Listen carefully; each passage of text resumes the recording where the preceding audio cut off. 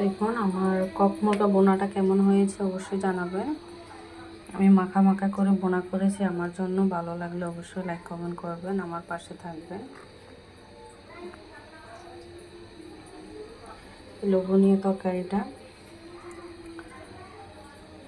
মাখা মাখা ঝোল দিয়ে আমি সুন্দর করে বোনা করেছি। আমার রেসিপিগুলো যদি ভালো লাগে অবশ্যই আমার পাশে থাকবেন। মাশাআল্লাহ, এখানে আমার অনেক আইটেম তরকারি রান্না করা হয়ে গেছে, আপনাদের সাথে শেয়ার করতেছি। এটা আছে পোলট্রি মোরগ, আলু দিয়ে জল। এখানে হচ্ছে পুঁই শাক, তেলাপিয়া মাছ দিয়ে আলু, আর পুঁই শাকের ডাঁটা, পুঁই শাকের পাতা দিয়ে। এখানে হয়েছে মাছের ভর্তা, এখানে পটল, ঝিঙ্গা, তারপরে আলু সব কিছু দিয়ে মাছ দিয়ে ভর্তা করা হয়েছে। আর এখানে হয়েছে ককমোর কাটা। তো আমার এই আইটেমের তরকারিগুলো কেমন হয়েছে অবশ্যই কমেন্ট করে জানাবেন।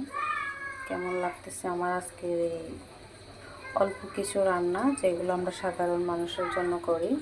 ভালো লাগলে অবশ্যই লাইক কমেন্ট করবেন, পাশে থাকবেন।